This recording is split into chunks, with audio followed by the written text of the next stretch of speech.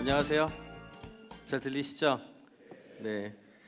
아까 앞에서 변화 지향성 얘기를 많이 하셨는데 저는 뭐 조직도 조직이지만 제 개인을 변화 지향성으로 살려고 노력을 많이 하는 사람이라 전통 미디어가 아닌 PT 이것도 기존에 쓰던 걸 잘 안 씁니다. 그래서 지금 바뀔 건데 안 바뀌죠? 왜 이거? 네. 화면으로 넘겨주시겠어요? 아마 문자로 여기 계신 분들한테 심플로우 링크가 갔을 거예요. 스마트폰. 그래서 제가 하는 자료 발표 자료는 전부 다 인터넷으로 합니다. 저는 그래서 여기 저 QR 코드를 찍으셔도 되고요. 아니면 저 위에 자료 주소 보이시죠? jihunj.simflow.com 저기로 접속을 하셔도 되고, 제가 알기로는 문자로 아마 그 링크가 간 걸로 알고 있는데 문자 링크를 클릭을 하시면 웹 브라우저가 그냥 열릴 거예요. 열리면은 접속을 하시면 거기에 제가 오늘 발표드리는 내용하고 동영상 링크도 있고, 아마 오늘 오후 한 서너 시 정도, 두세 시? 예, 요 끝나고 한두 시까지는 최소한 유지가 될 겁니다. 지금 접속자가 조금씩 늘고 있는데 접속을 하시면 크게 세 개의 버튼이 보일 거예요. 하나는 발표고, 두 번째는 다운플로우, 세 번째는 업플로우 이렇게 보일 텐데 다운플로우는 오늘 하는 시간이 짧아갖고 안 쓸 거고요. 업플로우는 여기 계신 분들이 질문을 던지고 싶거나 의견이 있으시면 써주시면, 마리텔 생각하시면 돼요. 예, 마리텔에서 이것저것 막 쓰는 거 있잖아요.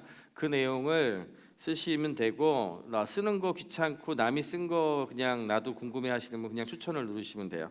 그렇게 하시면은 여기 계신 분들하고 저하고 인터랙티브하게, 비록 30분 동안 QA를 따로 가지지 않지만 여러분들의 의견도 제가 공유를 할 수가 있고, 중간에 질문 던져주시는 것 중에 경우에 따라서는 제가 답을 할 수도 있어요. 예, 하면서 넘어갈 수 있으니까 그런 어떤 공유하는 도구니까 그렇게 하시면 되겠습니다.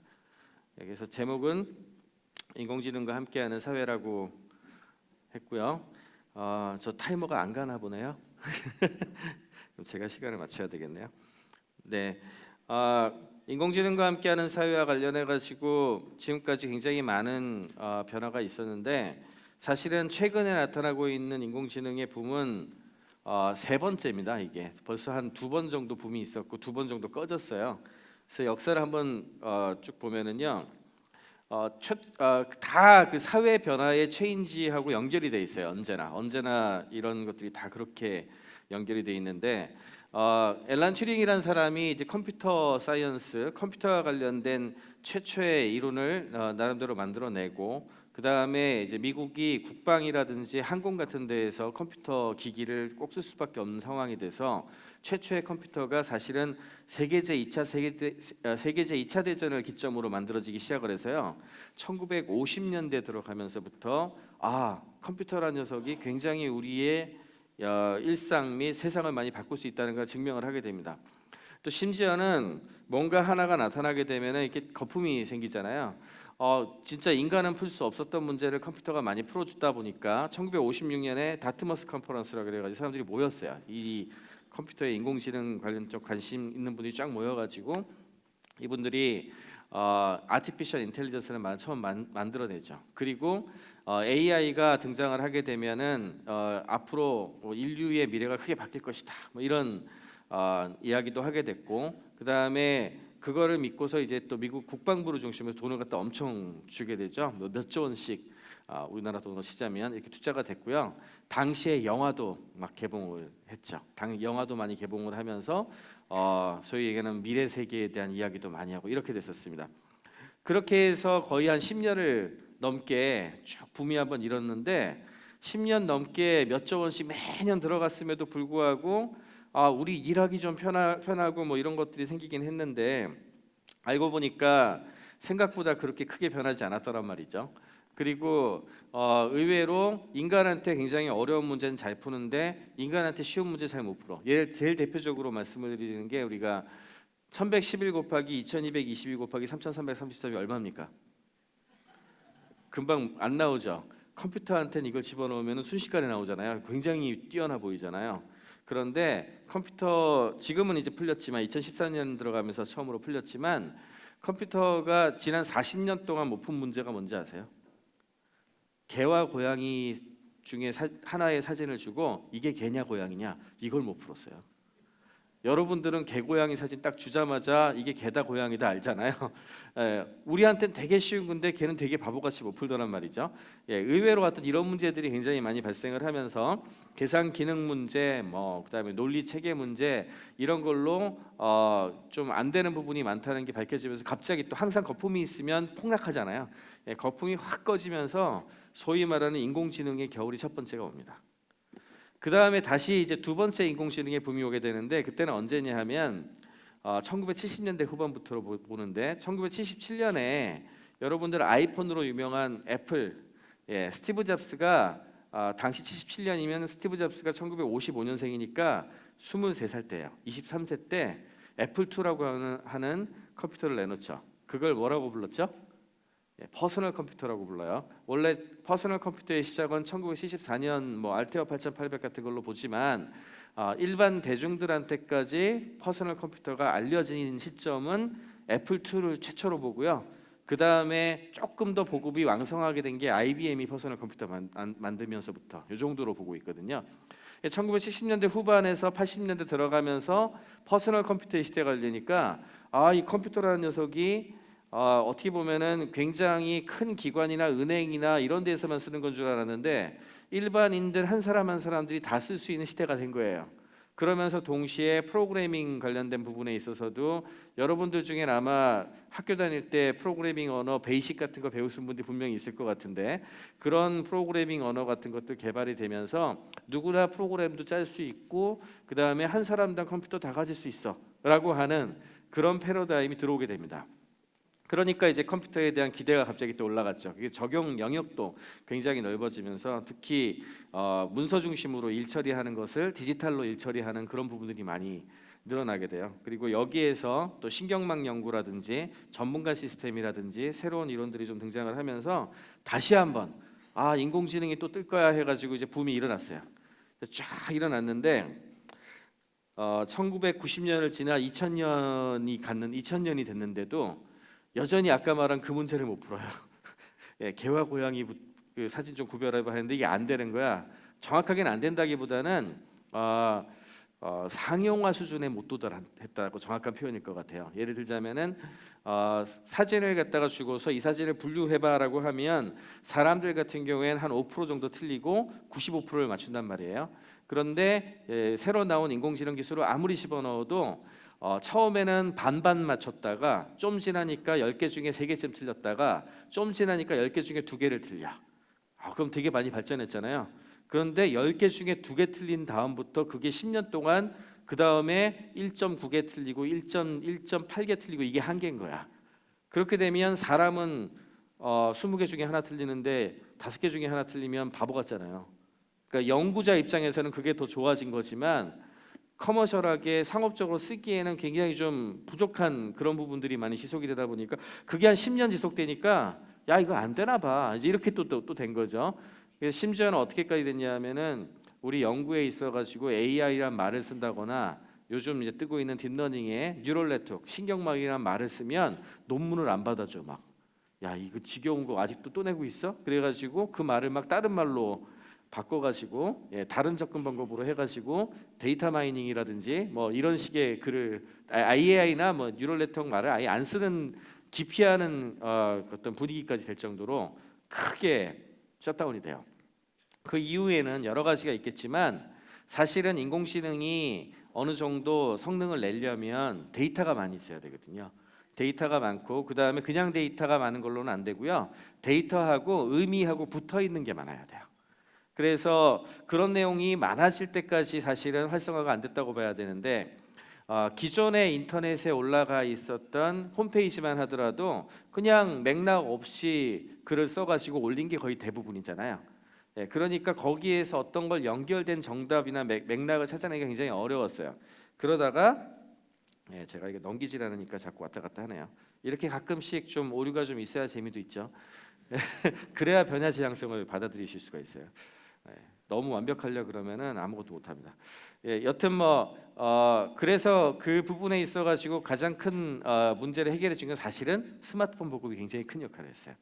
왜냐하면 여러분들 한 사람 한 사람들이 그 맥락 있는 정보를 만들어내기 시작했거든요. 사진을 찍고 위치하고 연결돼 있고 그와 연결된 글을 써.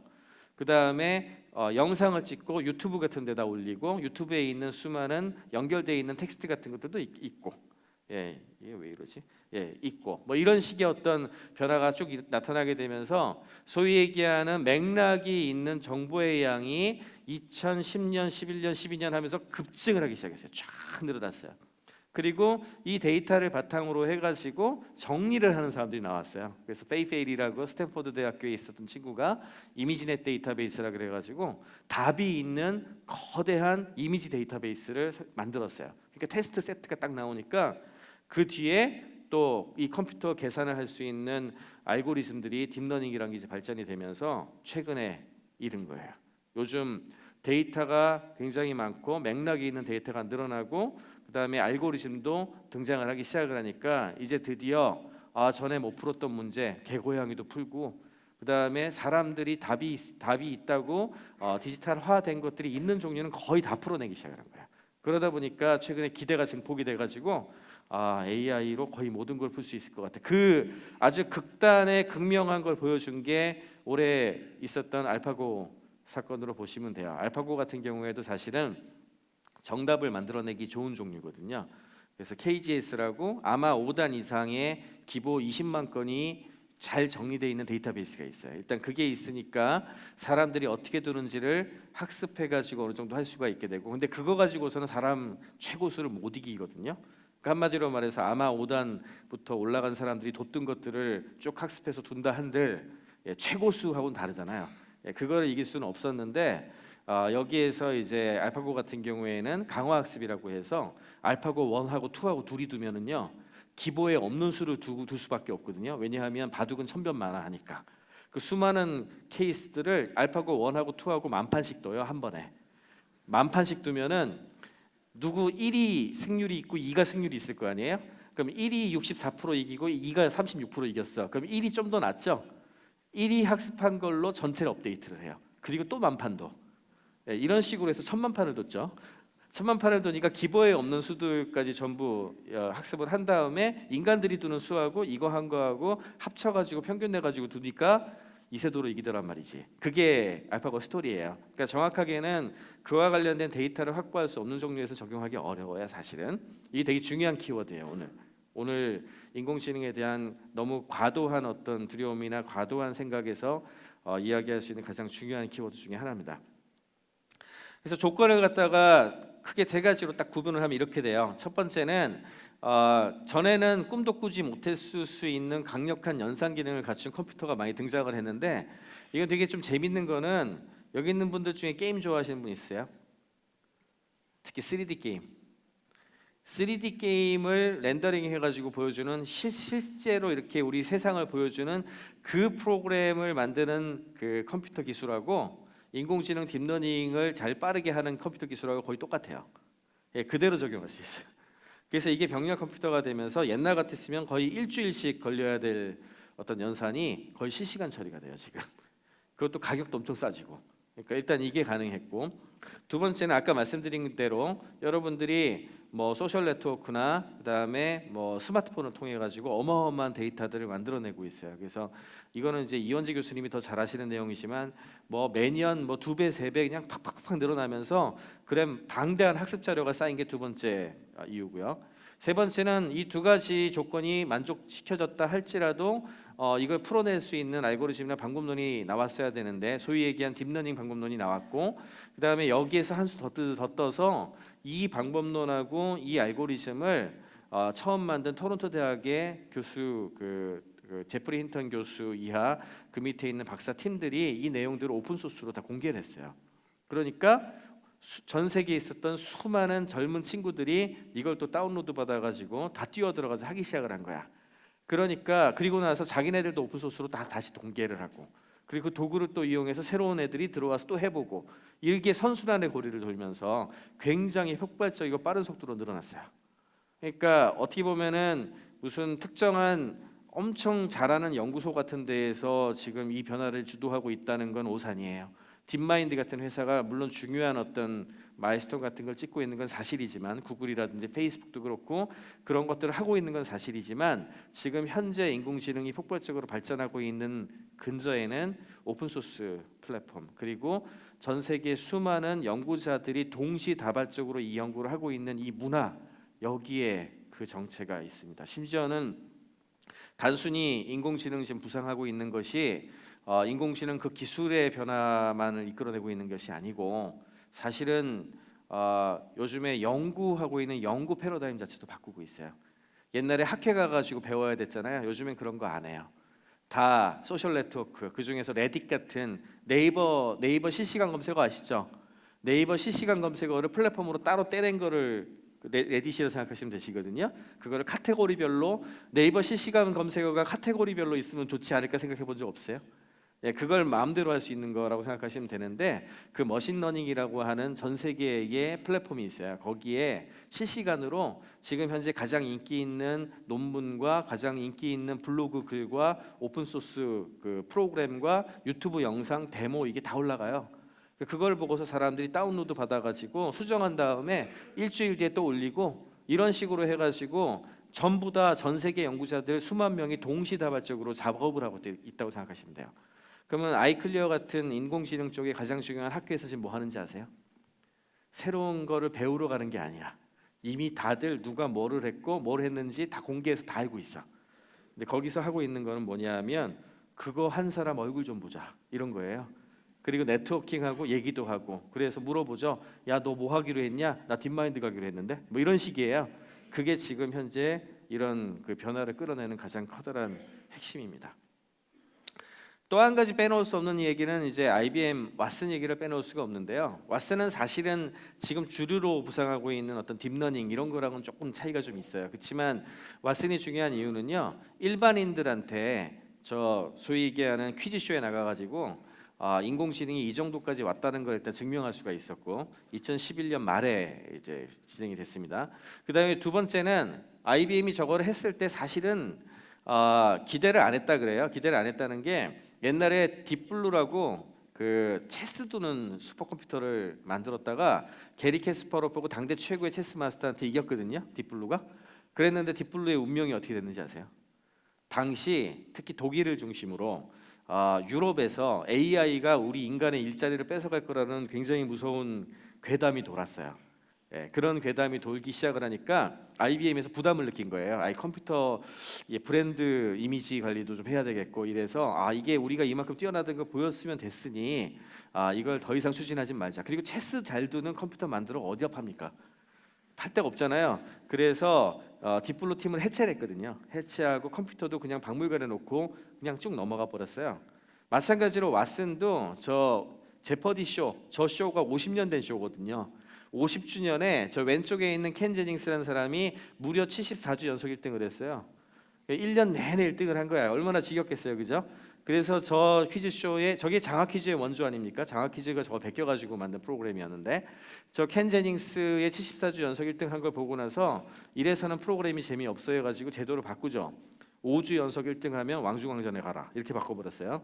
그러니까 이제 더 이상 그런 장기 집권자가 나타나진 않았는데, 저 오른쪽에 브래드라는 사람이 왕중왕전 우승자예요. 그러니까 50주년이 되니까 사람들이 궁금해진 거야. 쟤네들이 붙이면 어떻게 될까? 네, 일단 이거가 이제 매치업이 확정이 됐고, 근데 원래 셋이 나오는 거거든요. 한 자리가 비니까 IBM한테 연락을 해가지고, 야, 니네 한번 와서 한번 안 되게를 해볼래? 니네 컴퓨터 만들지 한 50년은 넘었잖아. 이제 이렇게 접근을 한 거죠. 그렇게 해서 매치업이 성사가 됐는데, 저 만든 사람은 정말 참 별의별 기술을 다 가지고 와가지고 만들었는데, 목표는 정말 안 되는 거였기 때문에 인간들이 3개 맞출 때 IBM이 하나만 맞추자, 왓슨이 하나만 맞추자, 이 정도 목표로 해서 들어갔던 거예요. 그랬는데 놀랍게도 결과는 반대로 돼버렸죠. 왓슨이 3개 맞출 동안 인간들 퀴즈왕이 1개씩밖에 못 맞춰요. 그러면서 야, 이게 2011년 말입니다. 야, 참 대단한 컴퓨터가 나왔구나. 근데 IBM의 원래 계획은 뭐였냐? 브랜드 마케팅 하러 간 거예요. 홍보팀에서 주도했거든요. 브랜드 마케팅을 성공적으로 마쳤으니 이제 역시 박물관 행위죠. 박물관에 올려서 인공지능이 이 정도까지 했습니다라고 보여주는 게 목표였고, 그 다음에 또 한 가지는 아까 전에 체스하고 똑같은데요. 퀴즈 잘 푸는 인공지능 어디다 팝니까? 이것도 팔 데가 없어요. 예, 그거 용으로 만든 거라서. 그래서 원래 그냥 퇴장시키려고 했는데 반전이 일어나죠.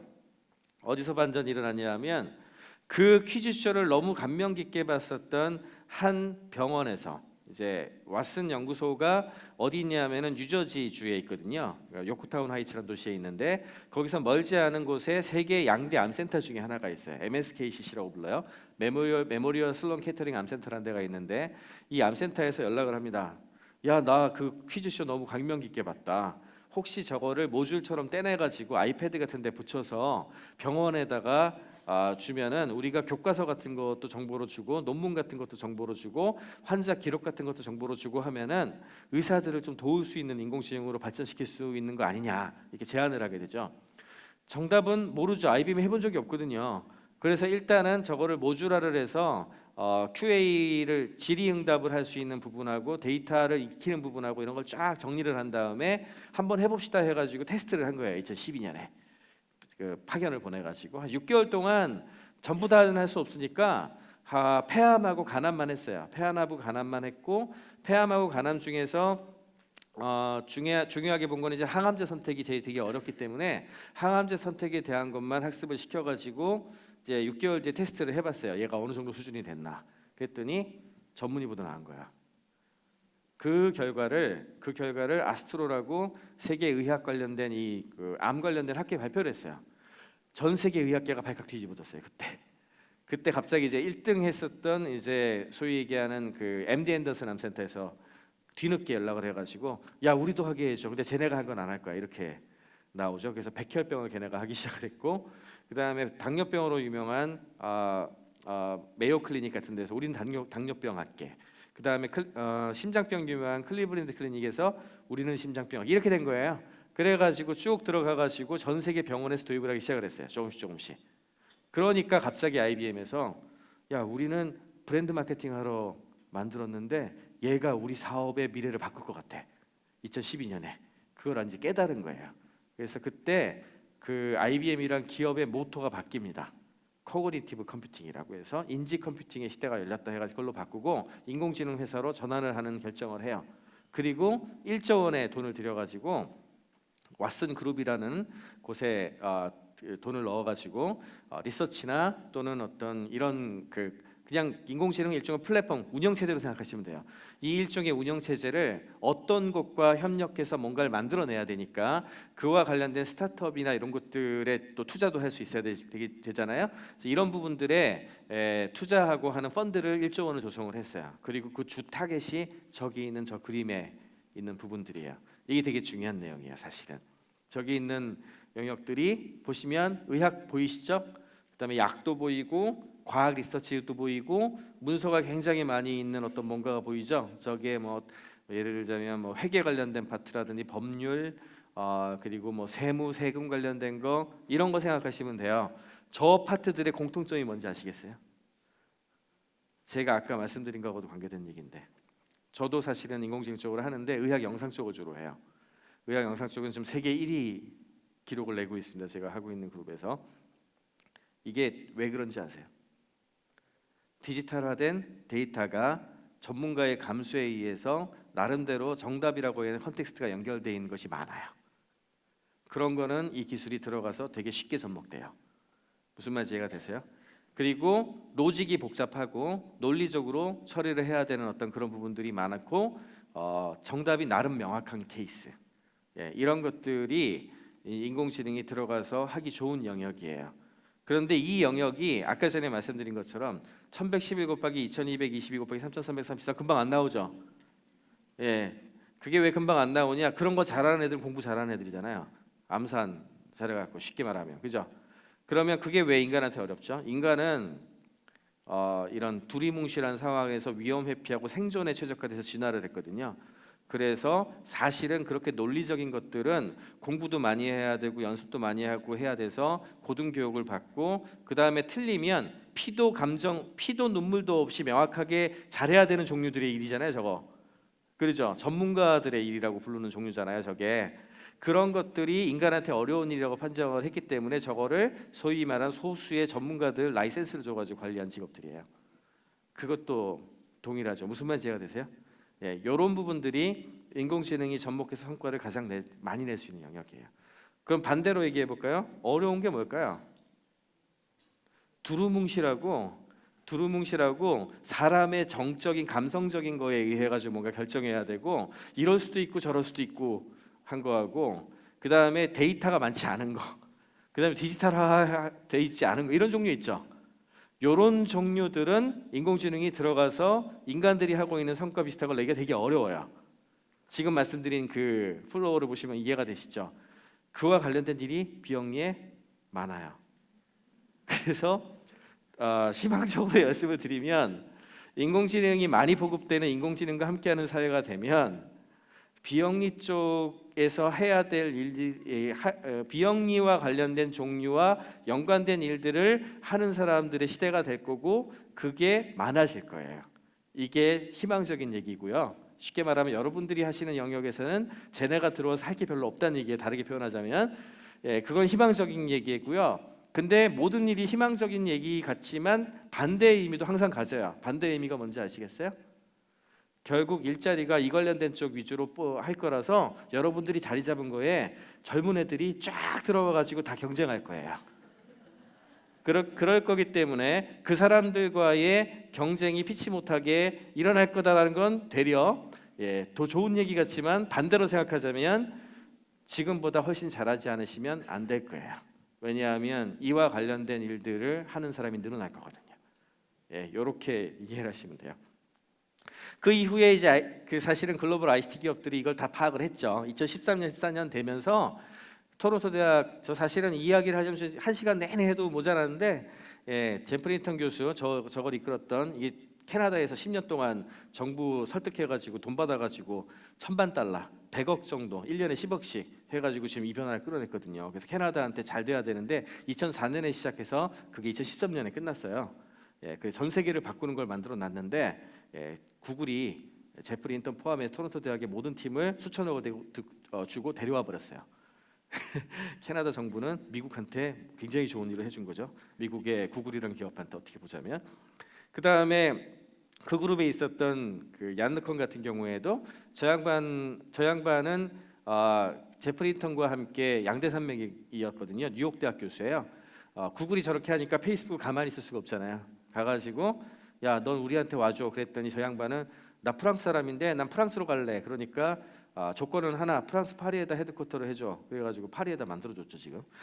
그래가지고 이렇게 옮겨 갔고요. 그 다음에 뭐 구글에 원래 자리 잡고 있었던 구글의 무인자동차 프로젝트도 많이 진행을 했었던 앤드류 융 교수는 중국의 바이두가 꼬셔가지고 데려가 버렸고 뭐 이런 식으로 소위 말하는 인재 전쟁이 일어나고 사람들 왔다 갔다 하면서 여기 2013년, 14년에 있었던 일이에요. 2, 3년 전에. 그래서 이미 글로벌 ICT 기업들은 전부 다 이 시대의 변화를 감지를 하고 대비를 하고 있었어요. 그리고 나서 3, 4년 지나니까 그러니까 알파고 같은 게 나왔다라고 생각을 하시면 됩니다. 질문이 하나도 없네. 234명이나 접속을 했는데 이건 이제 저희가 하고 있는 영역인데요. 잠깐 소개만 하려고 보여드리는 건데 저 왼쪽에가 이제 결핵 사진인데 저 빨간색으로 동그라미 친 게 의사가 보고 여기 결핵이 있어라고 판독한 동그라미고 오른쪽에 있는 게 이게 이제 학습을 해가지고 이제 컴퓨터한테 결핵이 어디든지 그려봐 해서 이제 그린 게 오른쪽의 맵이에요. 굉장히 일치하죠. 심지어는 요즘에는 의사보다 훨씬 나아요.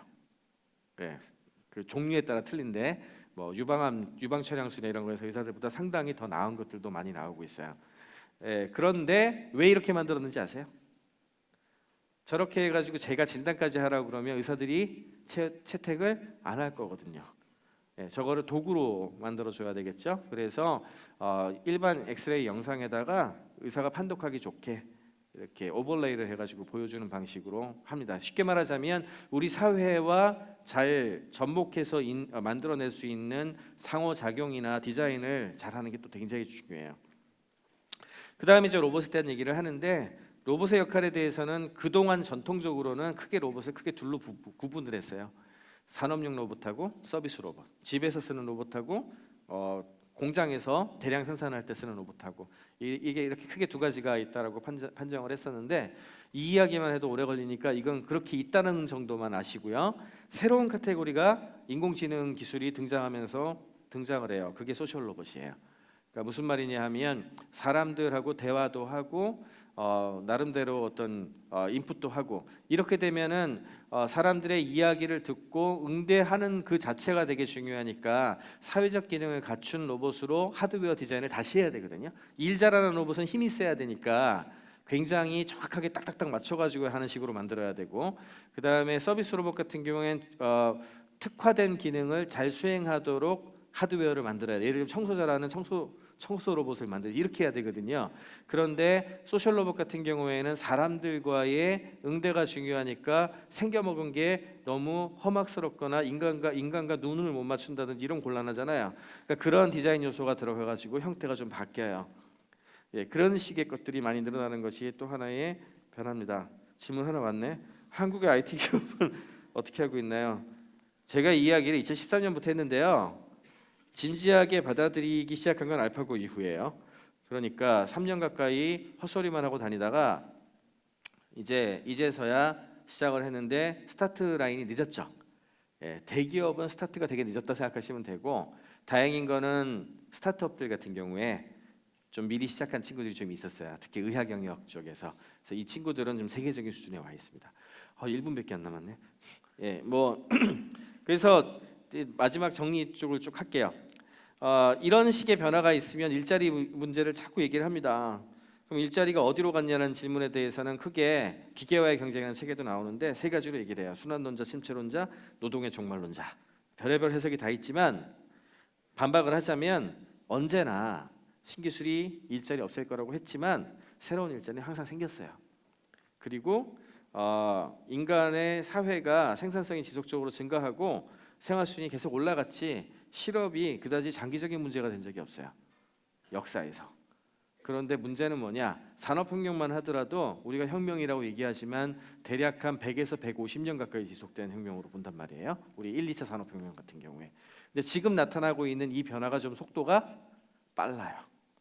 그게 가장 큰 문제야. 그러니까 한마디로 말해서 지금 현재의 그 노동 환경 변화의 속도가 너무 빠르니까 그와 관련된 것들을 정책이 됐든 뭐가 됐든 이 쇼크를 좀 흡수할 수 있는 사회적 합의나 내용들이 좀 들어가주지 않으면 안 된다는 거. 그런 정도의 내용이지 중장기적인 거로 봤을 때에는 아마도 다 새로운 일자리하고 새로운 리포메이션이 일어날 거예요.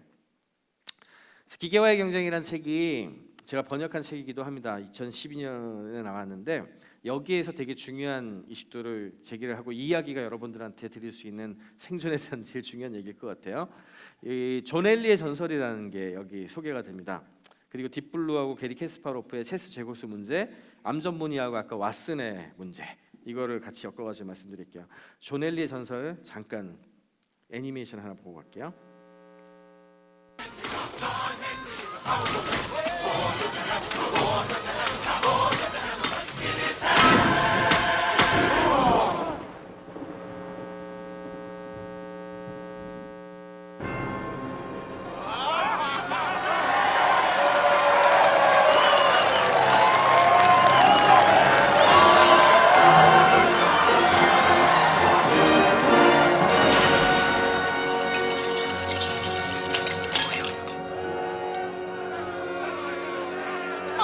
He did it!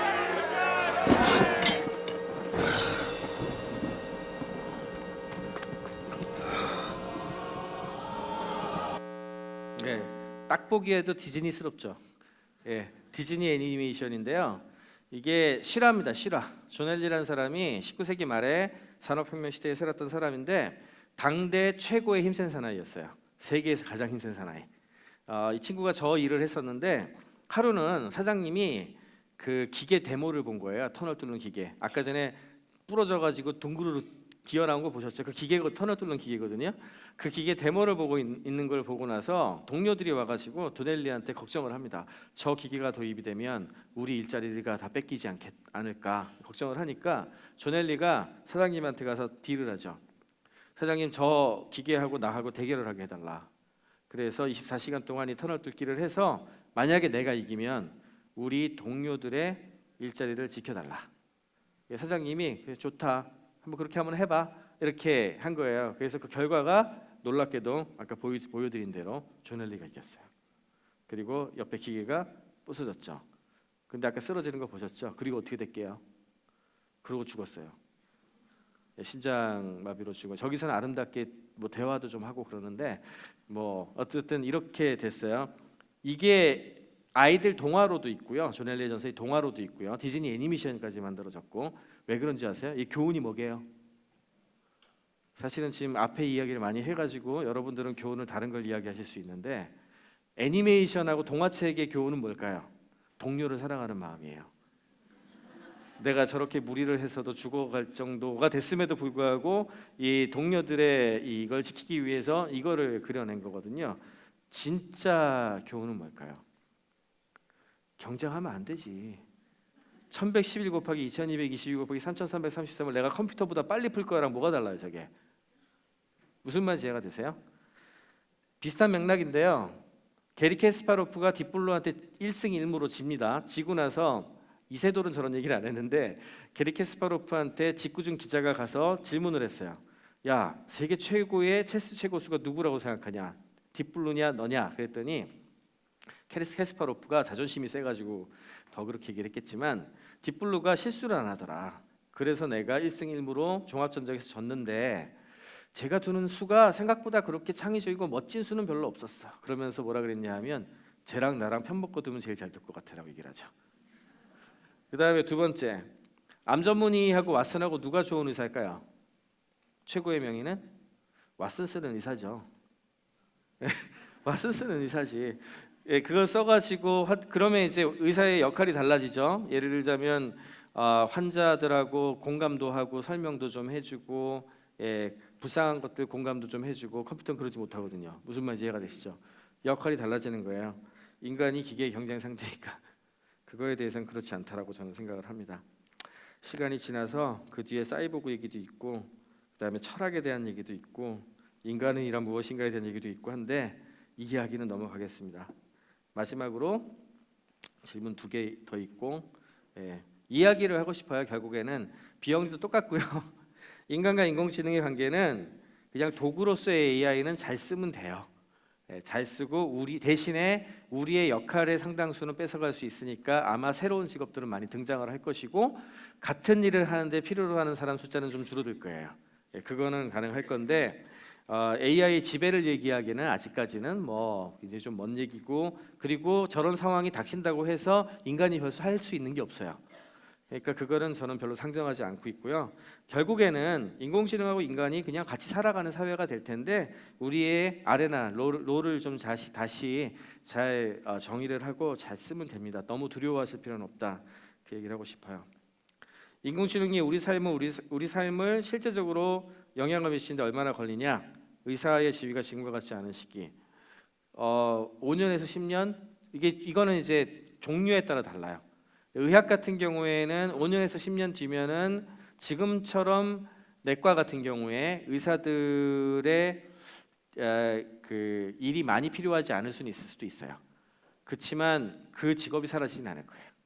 역할이 좀 달라지겠죠. 대신에 이과대학에서 사람을 뽑을 때 이미 이과대학 같은 경우에 이런 혁신을 하고 있는데 옛날엔 머리 좋고 논리적으로 잘하고 뭐 이런 애들이 중요했다면 지금 이런 시대가 된다면 뭐가 더 중요하겠습니까? 사람의 아픔을 느끼고 의사 본연에 우리가 생각했었던 그런 부분들이 더 중요해질 수 있어요. 그래서 그런 거에 대한 생각들은 좀 해야 되겠죠. 그리고 법률이라든지 데이터 가지고서 빨리빨리 정확하게 해낼 수 있는 것들 같은 경우에는 아마 영향을 좀 빨리 미칠 거고 그렇지 않고 아까 말한 대로 원래가 별로 데이터도 없고 사람들이 다 해서 이렇게 공감을 중심으로 돌아가는 종류는 10년, 20년이 지나도 안 될지도 몰라요. 예. 인공지능 기반으로 펼쳐질 새로운 세상은 언제쯤이냐? 같은 질문인데 지금 이미 시작되고 있고요. 앞으로 한 3, 40년 동안 계속해서 여기저기에서 보이면서 조금 늘어나는 식으로 되는 거지 A라는 세상이 갑자기 B라는 세상으로 바뀌는 일은 생각보다 잘 없습니다. 예, 그렇게 말씀드리고 마치겠습니다. 고맙습니다.